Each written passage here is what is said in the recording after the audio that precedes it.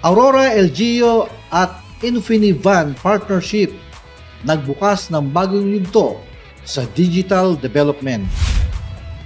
Samantala Agosto 6, 2025, ginanap sa Bypass Road, Baler, Aurora ang groundbreaking ceremony ng Infinivan Baler Cable Landing Stations, isang proyekto ng Infinivan Incorporated at pamalang panlalawigan ng Aurora.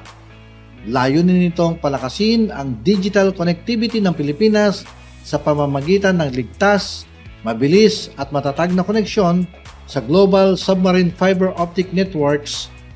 Pinili ang Baler dahil sa strategic na lokasyon nito para sa seguridad ng komunikasyon.